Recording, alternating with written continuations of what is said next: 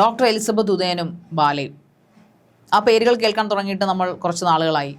പ്രത്യേകിച്ചും എലിസബത്ത് ഒറ്റയാൾ ഫൈറ്റായിട്ട്, ഒറ്റയാൾ പോരാട്ടമായിട്ട് അവരുടെ പോരാട്ടം ഓൺലൈനിലായിട്ട് തുടർന്നുകൊണ്ടേയിരിക്കുന്നു. എന്തായാലും അതൊരു വിജയത്തിലേക്ക് എത്തുമെന്നാണ് ഇപ്പോഴുള്ള എലിസബത്തിൻ്റെ ഒരു വീഡിയോസിലൂടെ നമുക്ക് കാണാൻ കഴിയുന്നത്. കഴിഞ്ഞ ദിവസങ്ങളിൽ തന്നെ നമ്മൾ അതിനെക്കുറിച്ച് ചർച്ചയൊക്കെ ചെയ്തിരുന്നു. ഇപ്പോൾ ബാലയുടെ ഒരു പുതിയ വീഡിയോ വന്നിട്ടുണ്ട്. എലിസബത്ത് ഇപ്പോൾ കൃത്യമായിട്ട് ലൈവും കാര്യങ്ങളും ഒക്കെ ആയിട്ട് വളരെ സജീവമാണ് വീഡിയോയിലും, പ്രത്യേകിച്ചും യൂട്യൂബ് ചാനൽ. അവരുടെ യൂട്യൂബ് ചാനൽ വളരെ മനോഹരമായിട്ട്, വളരെ ചിരിക്കുന്ന മുഖമായിട്ടാണ് അവർ വന്ന് സംസാരിക്കുന്നത്. എല്ലാത്തിനെ കുറിച്ചും അവർ സംസാരിക്കുന്നുണ്ട്. ഇപ്പോൾ നടക്കുന്ന യുദ്ധങ്ങളെക്കുറിച്ചും കാര്യങ്ങളെക്കുറിച്ചും അവരുടെ സ്റ്റോറി മാത്രമല്ല അവർ പറയുന്നത്. എന്നാൽ ഇത് കുറച്ച് നാളുകളായിട്ട് ബാല അധികം സംസാരിക്കുന്നില്ലായിരുന്നു. അവരുടെ ചാനലിൽ യാതൊരു വിധത്തിലുള്ള അനക്കവും ഉണ്ടായിരുന്നില്ല. അപ്പോൾ എലിസബത്ത് കഴിഞ്ഞ ദിവസം വന്നിട്ട് പറയുന്നുണ്ടായിരുന്നു, 3-ാം തീയതി ഞാൻ പ്രതീക്ഷ പോലെ അല്ല നടന്നത്, ശരിക്കും എന്നെ ഞെട്ടിപ്പിച്ചു കളഞ്ഞു കോടതി, ഞാൻ എൻ്റെ ചാനൽ റിമൂവഡ് ആക്കുമെന്ന് വിചാരിച്ചു, പക്ഷെ അതൊന്നും നടന്നില്ല, പെടുത്തൂറികളൊന്നും വന്നിട്ടില്ല. എലിസബത്ത് അങ്ങനെ പറഞ്ഞില്ലെങ്കിലും നമ്മൾ അങ്ങനെ പറയുകയായിരുന്നു. എലിസബത്ത് ഇച്ചിരി ഭയമുള്ളതുകൊണ്ടായിരിക്കാം ബാലയോ ബാലയുടെ ടീമുകളോ സാധാരണ ഈ പറയുന്ന പോലെ വാളും പരിചയമൊക്കെ ആയിട്ട് ഇറങ്ങി പുറപ്പെടേണ്ടതാണ്. പക്ഷെ എന്തായാലും അന്ന് എലിസബത്തിന് ഇച്ചിരി ലീവ് കിട്ടാൻ ബുദ്ധിമുട്ടുണ്ടായിട്ടും പുള്ളിക്കാരത്തി ഗുജറാത്തിൽ നിന്ന് കഷ്ടപ്പെട്ട് കേരളത്തിലെത്തുകയും, എന്നാൽ എലിസബത്തിൻ്റെ വക്കീലും ഒഴിച്ച് ബാക്കി ഒരു മാനും മാഞ്ചാതിയും ആ സ്ഥലത്തൊന്നും ഇല്ലായിരുന്നു എന്നാണ് എലിസബത്ത് എന്ന് പറഞ്ഞത്. അതിൻ്റെ ഒരു സന്തോഷം എലിസബത്തിൻ്റെ മുഖത്ത് കാണാനുണ്ടായിരുന്നു. തീർച്ചയായിട്ടും ഇപ്പോൾ ബാലയുടെ വീഡിയോ വന്നിരിക്കുന്നത് ഇച്ചിരി പേടിയോടെയാണെന്ന് എനിക്ക് തോന്നുന്നു. കാരണം അതെ, കഴിഞ്ഞ 3-ാം തീയതി ചില കാര്യങ്ങളൊക്കെ എന്തായാലും ഒന്നും പുള്ളി വിട്ടു പറയുന്നില്ല. ചില കാര്യങ്ങൾ ഒന്നുകിൽ പരമപുച്ഛമോ അല്ലെങ്കിൽ വളരെ ഒരു കോൺഫിഡന്റ് ആയിട്ട് കൂടി അഹങ്കാരത്തോടു കൂടിയൊക്കെ സംസാരിക്കുന്ന, അല്ലെങ്കിൽ ആ രീതിയിൽ ഒരു ഭയങ്കര സ്മാർട്ടായിട്ട് സംസാരിക്കുന്ന ഒരു ബാലയാണ് പൊതുവെ നമ്മൾ ലൈവ് വീഡിയോസിലാവട്ടെ അല്ലാതെ കാണുന്നത്. പക്ഷേ കുറച്ച് തണുത്തിട്ടുണ്ട്, അല്ലെങ്കിൽ ആ സ്മാർട്ട്നെസ്സിനൊക്കെ ഇച്ചിരി ഇടി വന്നിട്ടുണ്ട്. ഒരു അസ്വസ്ഥനാണ് പുള്ളിക്കാരൻ പറയുന്നത്. ഇതിന് തുടക്കത്തിലേ പറയുന്നുണ്ട് എന്തായാലും കോഹ്ലിയാണ് ഈ വീഡിയോ എടുക്കുന്നത് എന്നൊക്കെ പറഞ്ഞതിന്റെ കൂട്ടത്തിൽ ആരുടെ പേര് പരാമർശിക്കുന്നില്ല.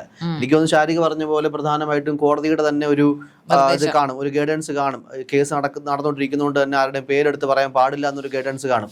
അതുകൊണ്ട് അതിൽ കൃത്യമായിട്ട് തന്നെ കാര്യങ്ങളൊക്കെ പാലിച്ചുകൊണ്ട് ആരുടെയും പേര് പറയാതെ, പക്ഷെ സ്വാഭാവികമായിട്ട് നമുക്കറിയാം ഈ ഒരു കേസ് ആയിട്ട് ബന്ധപ്പെട്ട് സ്ഥിരമായിട്ട് ഇത് കാണുകയും കേൾക്കുകയൊക്കെ ചെയ്യുന്ന ആൾക്കാർക്ക് അറിയുന്നത് ആരുടെ പേരാണ് ബാല ഉദ്ദേശം എന്നുള്ളത്. അതിൻ്റെ ഇടയ്ക്ക് ഒരു പരിശുദ്ധനായി ചമയുന്ന ഒരു വാക്കുകൂടി ബാല പറഞ്ഞിട്ടുണ്ട്. എന്നെ ഉപദ്രവിക്കുന്നവരാണെങ്കിൽ അവർക്ക് നല്ലത് വരട്ടെ, അത്ര വലിയൊരു പുണ്യാളനാണ്. അതെ, പുള്ളി അങ്ങനെ ആയിരുന്നല്ലോ. കുറെ കാലം വരെയും പുള്ളി നന്മമരം കളിയായിരുന്നു, ദാനശീലൻ, ദാനധർമ്മിഷ്ഠൻ, സ്വന്തം മകളെ പോലും കാണാൻ അനുവദിക്കാത്ത ദുഷ്ടായ ആദ്യ ഭാര്യയല്ല, രണ്ടാമത്തെയോ മൂന്നാമത്തെയോ ഭാര്യ അമൃത. അതുകൊണ്ട് തന്നെ പുള്ളി എപ്പോഴും കരഞ്ഞു മെഴുകുകയായിരുന്നു യൂട്യൂബ് ചാനലിൽ. അതുകൊണ്ട് തന്നെ ഫസ്റ്റ് ഓഫ് ഓൾ നമുക്ക് പറയാനുള്ളത്, നമ്മുടെ പ്രിയപ്പെട്ട ഒരു ഗായികയായിട്ട് പോലും അമൃതയെ സൈബർ ലോകം ഒരുപാട് ആക്രമിച്ചിട്ടുണ്ട് ഈ ബാലയ്ക്ക് വേണ്ടിയിട്ട്. കാരണം ബാല എന്ന് പറഞ്ഞ വ്യക്തിയോട് അത്രയ്ക്ക് ആരാധനയും വിശ്വാസമായിരുന്നു മലയാളികൾക്ക്. ഒരു തമിഴ് നടൻ, ഒരു മലയാളി അല്ലാത്തൊരു വ്യക്തി നമ്മുടെ നാട്ടിലൊരു കുട്ടിയെ വിവാഹം കഴിച്ചുകൊണ്ട് പോകുന്നു, എന്നിട്ട് അവളുടെ ഒരു കയ്യിരിപ്പ് കൊണ്ട്, അവളുടെ സ്വഭാവ ദൂഷ്യം കൊണ്ട് ആ മനുഷ്യൻ വിഷമിക്കുന്നു, ആ മനുഷ്യൻ്റെ കുഞ്ഞിനെ പോലും അവൾക്ക് വിട്ടുകൊടുത്തുകൊണ്ട് ആ മനുഷ്യൻ വേദനിക്കുന്ന ഒരു കോടീശ്വരനായിട്ട് 250 കോടിയുടെ ഓണറായിട്ടിരുന്ന് കരയുന്ന കാഴ്ചകളൊക്കെ നമ്മൾ മലയാളികൾ കണ്ടിട്ടുണ്ട്. ഒരുപാട് പേര് അതിൻ്റെ താഴെ വന്ന് ബാലയ്ക്ക് അനുകൂലമായിട്ട്, അതായത് ഒരു മലയാളിയല്ല, മലയാള നടനല്ല, എന്നിട്ടും ഭാഷയ്ക്ക് അത് അപ്പുറം നിന്നുകൊണ്ട് ഭാഷാതീതമായിട്ട് മലയാളികൾ അയാളെ എല്ലാം മറന്ന് സപ്പോർട്ട് ചെയ്തു. പക്ഷേ അവിടെ തീർന്നില്ല. ഒരു പക്ഷേ ആ അമൃത എന്ന അമ്മയുടെ ഒരു വേദനയായിരിക്കാം, അല്ലെങ്കിൽ അയാളുടെ മകളുടെ സത്യമായിരിക്കാം. അയാൾ രണ്ടാമത് വിവാഹം കഴിക്കുന്നു. അയാളുടെ കഷ്ടകാലത്തിനോ നല്ല കാലത്തിനോ, അതായത് നല്ല കാലത്തിനാണോ എന്ന് ചോദിച്ചാൽ എന്തായാലും എലിസബത്തിന് നല്ല കാലമായിരുന്നില്ല. എന്തായാലും അയാൾ വിവാഹം കഴിക്കുന്നു. വിവാഹം കഴിച്ച് 2 വർഷത്തോളം എലിസബത്തിനെ കൂടെ പാർപ്പിക്കുന്നു. ഗംഭീരമായ വിവാഹ റിസപ്ഷനും കാര്യങ്ങളും എല്ലാം നടത്തുന്നു.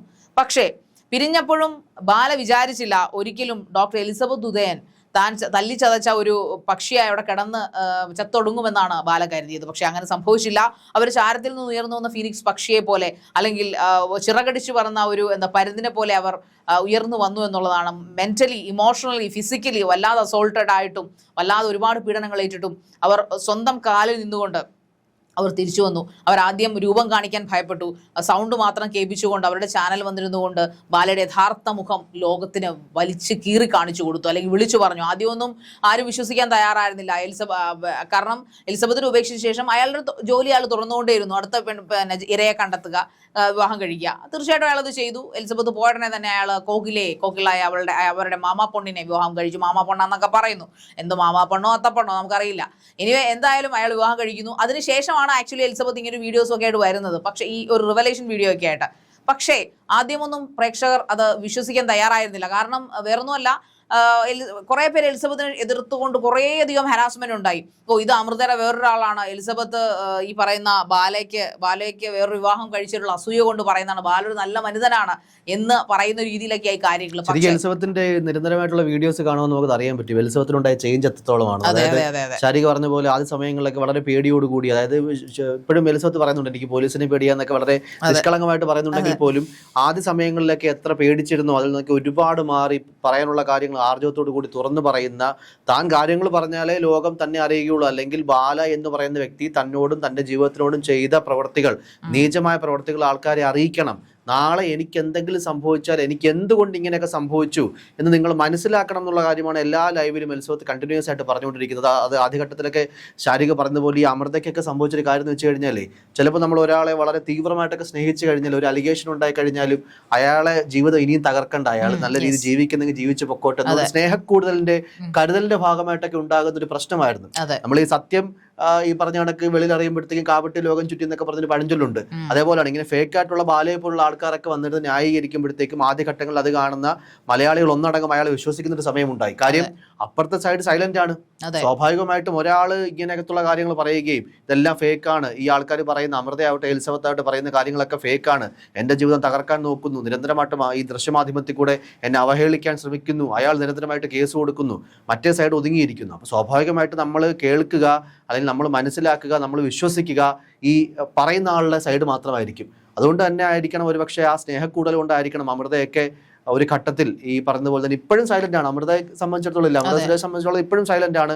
വളരെ ഈ പറഞ്ഞതുപോലെ അങ്ങനെ ഗത്യന്തരമില്ലാതെ എന്തെങ്കിലും സംഭവിച്ചാൽ മാത്രമേ അമൃതയൊക്കെ വാ തുറക്കാറുള്ളൂ. എന്തായാലും ആ സ്നേഹക്കൂടുതൽ തന്നെയാണ് എല്ലാ ഘട്ടങ്ങളിലും ഈ പറഞ്ഞതുപോലെ എല്ലാ പെൺകുട്ടികൾക്കും ബാലയോട് ഉണ്ടായിരുന്നത് ഇല്ലേ, വലിയൊരു ആരാധനയോ ഇഷ്ടമോ ഒക്കെ ആയിരുന്നു. തീർച്ചയായിട്ടും എലിസബത്ത് തന്നെ പലവട്ടം പറഞ്ഞിട്ടുണ്ട് ആ മനുഷ്യനോട്. ഇന്നും എലിസബത്ത് പല ലൈവുകളിലും ഇരിക്കുമ്പോൾ അറിയാതെ എലിസബത്ത് പറയാറുണ്ട്, എനിക്ക് ആ മനുഷ്യനെ അത്രയ്ക്ക് ഇഷ്ടമായിരുന്നു, ഞാൻ അയാളെ അത്രയ്ക്ക് വിശ്വസിച്ചിരുന്നു, സ്നേഹിച്ചിരുന്നു. ഇത് തന്നെയായിരുന്നു ഈ പറയപ്പെടുന്ന അമൃതയും ചെയ്തിരുന്നത്, മുൻ ഭാര്യ അമൃതയും ചെയ്തിരുന്നത് അത് തന്നെയാണ്.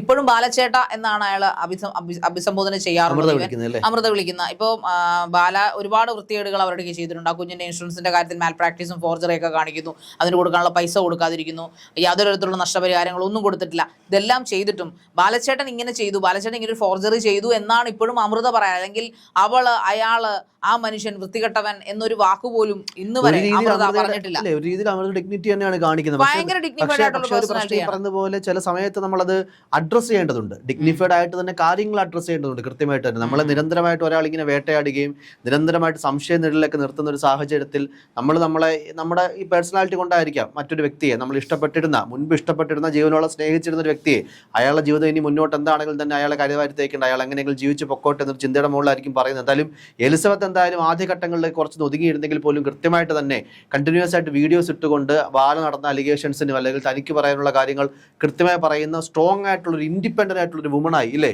എലിസബത്ത് മാറിയിരിക്കുന്നു. എന്തായാലും ഏറ്റവും അവസാനം കോടതിയിലേക്ക് പോയ സമയത്ത് ഒരു കേസുമായിട്ട് ബന്ധപ്പെട്ട് ഗുജറാത്തിൽ അതിന്റെ ഹിയറിംഗുമായിട്ടൊക്കെ ബന്ധപ്പെട്ട് ഗുജറാത്തിൽ നിന്ന് എലിസബത്ത് ഇവിടേക്ക് വരേണ്ട ഒരു സാഹചര്യം ഉണ്ടായി. എന്തായാലും കോടതിയിൽ ബാലയും ബാലയുടെ കിങ്കരന്മാരും അല്ലെങ്കിൽ ഫാമിലി ഒന്നും എത്തിയില്ല.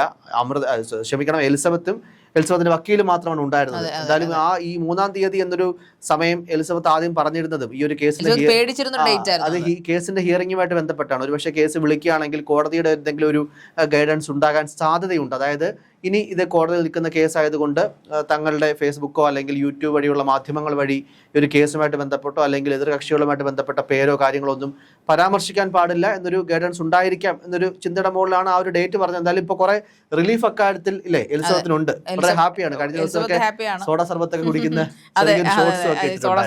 ഏതോ പാർക്കിലൊക്കെ പോകുന്നു, ടൂറിന് പോകുന്നു, അങ്ങനെ കുറെ നല്ല നല്ല വീഡിയോസ് എലിസബത്ത് 1-2 സെക്കൻഡ്സ് ഉള്ള, അല്ലെങ്കിൽ ചിലതൊക്കെ 60 സെക്കൻഡ്സ് ഒക്കെ ഉള്ളൂ, ചിലത് 1 മിനിറ്റേ ഉള്ളൂ. ബട്ട് എനിവേ താൻ ഇവിടെ സന്തോഷവതിയായിട്ടിരിക്കുന്നു, ഹാപ്പിയാണ്, ഡിപ്രഷനിൽ നിന്ന് കുറേ അധികം മാറിയിരിക്കുന്നു, നന്നായിട്ട് പഠിക്കാൻ പോകാൻ സാധിക്കുന്നു, അങ്ങനെയുള്ള കുറേ കാര്യങ്ങൾ. എനിക്കൊന്ന് എസ്പെഷ്യലി കോടതിയിൽ കൂടെ പോയി വന്നതിന് ശേഷം എലിസബത്ത് ഒരു എക്സ്ട്രീംലി ഹാപ്പിയായി മാറി. കാരണം കുറെ കാലമായിട്ട് ആ കുട്ടിക്ക് അല്ലെങ്കിൽ എലിസബത്തിന് ഒരു വല്ലാത്ത വേദന ഉണ്ടായിരുന്നതിന് നിയമത്തിൽ എനിക്ക് വിശ്വാസമില്ല, ലോകത്ത് ആരും എന്നെ സപ്പോർട്ട്. ശരിയാണ്, ആ കുട്ടിയോട് കാണിക്കുന്ന ഒരു അനീതി എന്ന് പറഞ്ഞു കഴിഞ്ഞാൽ നമ്മുടെ മാധ്യമപ്രവർത്തകർ ഉൾപ്പെടെ അവരോട് അനീതി തന്നെ പ്രവർത്തിച്ചു എന്ന് പറയേണ്ടി വരും. പ്രത്യേകിച്ചും ഈ സാറ്റലൈറ്റ് മാധ്യമങ്ങളും ഒരുവിധപ്പെട്ട ഓൺലൈൻ മാധ്യമങ്ങളും ആരും എലിസബത്തിന്റെ കാര്യങ്ങൾ സംസാരിച്ചിരുന്നില്ല, അവർക്ക് നീതി നേടിക്കൊടുക്കാൻ അഹോരാത്രം പ്രയത്നിച്ചില്ല എന്ന് പറയേണ്ടി വരും. മണിക്കൂറോളം ചർച്ചയും ചെയ്യുന്ന നാട്ടിൽ നിരന്തരമായിട്ട് ഇങ്ങനത്തുള്ള വാർത്തകൾ. ഒരു പെൺകുട്ടി പോട്ടെ, ബാലയുടെ ഭാര്യ എന്ന് കരുതണ്ട, ഒരു പെൺകുട്ടി പീഡനങ്ങൾ അനുഭവിച്ച ഒരു പെൺകുട്ടി നിരന്തരമായിട്ട് ഇടുമ്പോൾ എത്ര മാധ്യമങ്ങളായിരിക്കും, ഏതെങ്കിലും ഒരു മാധ്യമങ്ങളെങ്കിലും മുഖ്യധാരാ മാധ്യമങ്ങൾ ഇതിന് അന്ത്യചർച്ചയ്ക്ക് വേണ്ടിയിട്ടോ ഒരു മണിക്കൂർ പ്രൈം ഡിബേറ്റിൽ വേണ്ടിയിട്ടോ എടുത്തോ? ഇല്ല, എടുത്തിട്ടില്ല. അപ്പൊ അപ്പോഴും നമ്മുടെ വേടന്റെ ഒരു സ്റ്റേറ്റ്മെന്റ് ഞാൻ കട്ടെടുക്കുകയാണ്. വേറൊന്നുമല്ല, ഇരട്ട നീതി. അവിടെയും ഇരട്ട നീതി ശരിക്കും മുഴച്ചു നിന്നിരുന്നു. കാരണം ഈ ബാല എന്ന് പറയപ്പെടുന്ന വ്യക്തി ഇങ്ങനെ ഒരു അലിഗേഷൻ, അതായത് ഒരു ഡിഫമേഷൻ കേസ് കൊടുക്കാൻ പോയപ്പോൾ വാളും പരിചയമായിട്ട് ചെന്ന ഒരുപാട് സാറ്റലൈറ്റ് മാധ്യമ പ്രവർത്തകരെ നമ്മൾ കണ്ടു. അപ്പോൾ നമുക്ക് ഓൺലൈൻ മാധ്യമങ്ങൾ കുറ്റം പറയാൻ, അതിനകത്തൊന്നും ഓൺലൈൻ മാധ്യമങ്ങൾ ഇല്ലായിരുന്നു, ഒരാളെങ്ങാണ്ടേ ഉള്ളായിരുന്നു ഓൺലൈൻ മാധ്യമത്തിൽ നിന്നുള്ളതെന്ന് എനിക്ക് തോന്നുന്നു. ബാക്കി മുഴുവനും സാറ്റലൈറ്റ് മാധ്യമങ്ങളുടെ മൈക്കുകൾ മാത്രമാണ് നമ്മളവിടെ കണ്ടത്. അപ്പോഴും എലിസബത്തിനെ കേൾക്കാനോ എലിസബത്തിന്റെ വാർത്ത റിപ്പോർട്ട് ചെയ്യാനോ ഈ ഓൺലൈൻ സാറ്റലൈറ്റ് മാധ്യമങ്ങൾ തയ്യാറായിരുന്നില്ല. ഇന്നും അവർ ഈ സാറ്റലൈറ്റ് മാധ്യമങ്ങൾ ഇത് ചെയ്തിട്ടില്ല എന്നുള്ളതാണ് വളരെ തലകുനിപ്പിക്കുന്ന ഒരു കാര്യം. മാധ്യമധർമ്മമൊക്കെ അവരവിടെ മറന്നു പോവുകയാണ്. എന്തിനും ഏതിനും ജയ് പറഞ്ഞ പോലെ അന്തിച്ചർച്ചയ്ക്ക് ഇരിക്കുന്ന ചാനലുകാരാണ് ഈ പറയപ്പെടുന്ന സാറ്റലൈറ്റ് മാധ്യമങ്ങൾ. ഓൺലൈൻകാരെ കളിയാക്കുന്നതോടൊപ്പം തന്നെ അവരും ഇത് ഇപ്പോൾ ഓൺലൈൻകാർ ചെയ്യുന്ന അതേ പണി തന്നെയാണ് ഇപ്പോൾ സാറ്റലൈറ്റ് മാധ്യമങ്ങൾ ചെയ്തുകൊണ്ടിരിക്കുന്നത്. പക്ഷേ എന്നിട്ടും തന്റെ കാര്യങ്ങൾ തെളിവ് സഹിതം പുറത്തു പറഞ്ഞിട്ടും താൻ അനുഭവിച്ച പീഡനങ്ങൾ പറഞ്ഞിട്ടും ഒരിക്കൽ പോലും ഒരാളും ഒന്ന് സപ്പോർട്ട് ചെയ്യാനോ എലിസബത്ത് പലവട്ടം പറഞ്ഞിട്ടുണ്ട്, എന്നെ ആരും വിളിച്ചിട്ടില്ല, എന്നെ ആരും വിളിക്കാറില്ല, ഒരു മാധ്യമങ്ങളിൽ നിന്നും എന്നെ വിളിച്ചിട്ടില്ല, എലിസബത്ത് പറയുന്നത് സത്യാവസ്ഥയുണ്ടോ, ഞങ്ങൾക്കൊരു ഇന്റർവ്യൂ തരുമോ എന്ന് ചോദിച്ചു വിളിച്ചിട്ടില്ല, ഒരു ശിശുക്ഷേമ സമിതിയോ വനിതാ കമ്മീഷനോ ആരും ഒരു കമ്മിറ്റിയും ഈ പറയപ്പെടുന്ന എലിസബത്തിനെ കോൺടാക്ട് ചെയ്തിട്ടില്ല. ഇതൊക്കെ എലിസബത്തിന്റെ വേദനകളാണ്. അപ്പോഴൊക്കെ എലിസബത്ത് ചിന്തിക്കുന്നത് എനിക്കൊരിക്കലും നീതി കിട്ടില്ല, ഇങ്ങനെ തന്നെ താൻ ചത്തത് വീഴുമെന്ന് തന്നെയാണ് എലിസബത്ത് കരുതുന്നത്. പക്ഷേ അവിടെയാണ് കോടതി എലിസബത്തിനോടൊപ്പം നിന്നത്. എന്തായാലും കോടതി വിധിയും കാര്യങ്ങളൊന്നും പുറപ്പെടുവിച്ചില്ല. എന്ത് തന്നെയായാലും ബാലയ്ക്കിട്ട് എന്തോ നല്ലൊരു കൊട്ട് കിട്ടിയിട്ടുണ്ട്. അത് എന്താന്ന് ബാല വ്യക്തമാക്കത്തില്ലല്ലോ, കാരണം പുള്ളി വലിയ മാന്യനായിട്ടിരുന്നത്. എന്തായാലും ആൾ ഇറിറ്റേറ്റഡ് ആണ്. ഈ സ്റ്റിക്കർ ഒട്ടിച്ച് വെച്ച സിനിമാ പോസ്റ്റർ പൊതിപ്പിച്ച പോലത്തെ ചിരി മാത്രമുണ്ട്. അതൊരു കള്ളച്ചിരിയാണെന്ന് നമുക്ക് കാണുമ്പോൾ തന്നെ അറിയാം. എന്തൊക്കെയോ പുള്ളി വല്ലാതെ അലട്ടുന്നു. എന്തായാലും എലിസബത്തിന് ചെറുതായിട്ടെങ്കിലും ബാലയെ ഒന്ന് പേടിപ്പിക്കാൻ കഴിഞ്ഞെങ്കിൽ അത് എലിസബത്തിന്റെ വിജയം തന്നെയാണ്, അതിൽ യാതൊരു സംശയവുമില്ല.